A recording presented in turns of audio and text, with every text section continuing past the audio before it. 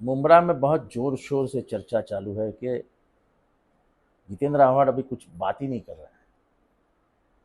क्या बात करूं, किसके लिए बात करूं? ये जो छोड़ने वाले थे ये कई सालों से अपना रंग दिखा रहे थे, तो ये जाने वाले इसकी मालूमात हमको थी। और वो नहीं लड़ रहे। ये जंग एक बहुत बड़ा षड्यंत्र है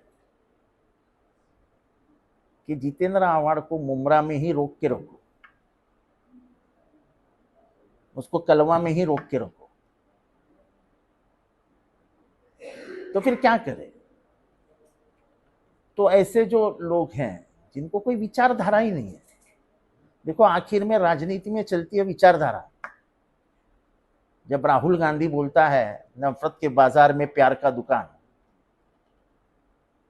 तो एक विचारधारा है वो कि देश में फैलती हुई नफरत के खिलाफ राहुल गांधी खड़ा है। महाराष्ट्र में जब जब कोई ऐसा मामला सामने आता है तो कौन बात करता है? मैं हक से बोलता हूं, पहला आवाज उठाने वाला पहले 2-3 लोग जो होते हैं उसमें से मैं। मलंगड़ के ऊपर कार्रवाई हुई, विधानसभा में कौन बात किया? विशालगढ़ पे जो कुछ हुआ उसके ऊपर कौन बात किया?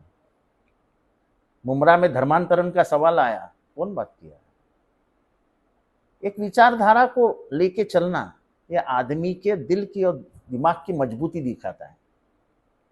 मैं मजबूत दिल और दिमाग का हूं। मैं अपने विचारधारा से गद्दारी नहीं करता और करूंगा भी। काम अपनी जगह पे है, काम होते रहेंगे, डेवलपमेंट होता रहेगा। अरे उस डेवलपमेंट के लिए आदमी जिंदा तो रहना चाहिए। हम रास्ते बनाएंगे, हम गटर बनाएंगे, हम पानी लाएंगे, बस जो हालात देश में फैल रहे हैं उसमें लोग जिंदा रहेंगे क्या? ये तो सोच रखो कभी। और मैं तो दोनों बाजू से हूं, मैंने डेवलपमेंट भी किया है और मेरे विचारधारा से मैं गद्दारी नहीं करता हूं और गद्दारों के बारे में बात भी नहीं करता हूं। और मैंने तो कल ही कह दिया, जिसको जाना है जाओ भाई, रास्ता दिख रहा है चलो।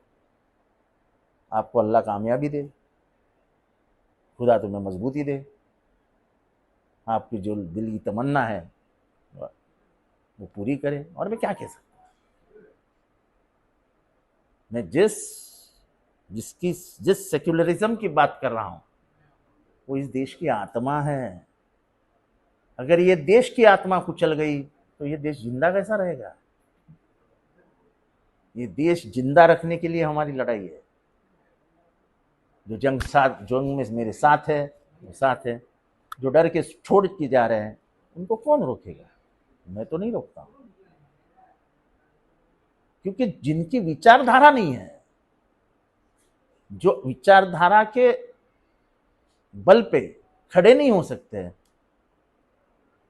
उनसे राजनीति में कौन सी मोहब्बत करना? सिर्फ नगर सेवक बनना, सिर्फ आमदार बनना, ये बहुत आसान है। अब मैं इंडिया में जाता हूं, अलायंस में बात करता हूं, महाराष्ट्र में बात करता हूं, ये सब आपकी ताकत जो मेरे पीछे खड़ी है, कलवा मुमरा के लोगों की ताकत मुझे ये सब बोलना सिखाती है। आज पूरे देश में कहीं पे भी सेक्युलरिज्म का सवाल खड़ा होता है तो जो पहले 2-3 लोग बोलते हैं उसमें से मैं एक हूं। और मुझे फख्र है कि मैं मेरी विचारधारा से कॉम्प्रोमाइज नहीं करता और करूंगा भी नहीं। ये क्या चाहते हैं? ये इतना चाहते हैं कि जितेंद्र आव्हाड सिर्फ कलवा मुमरा में फंसा रहे ताकि ये महाराष्ट्र में ना घूमे। और महाराष्ट्र में जो बदलाव दिख रहा है, सांप्रदायिकता के खिलाफ जो बदलाव दिख रहा है, फिरका परस्त ताकतों के खिलाफ जो आवाज उठ रहा है, ये सिर्फ मुसलमानों से नहीं उठ रहा है, ये हिंदुओं से भी उठ रहा है। ये जो चला है ना वोट जिहाद, वोट जिहाद, वोट जिहाद, मैं मानता हूं कि 5 सीटों पे मुसलमानों का जोर है, पर 25 सीट ऐसी थी जिसपे हिंदुओं का जोर था, तो भी लाख लाख 1.5 लाख से हार गए ना।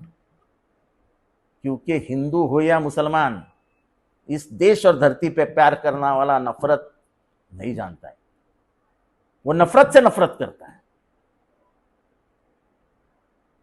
ये गांधी और बुद्ध का देश है, इसमें सिर्फ प्यार पनपता है।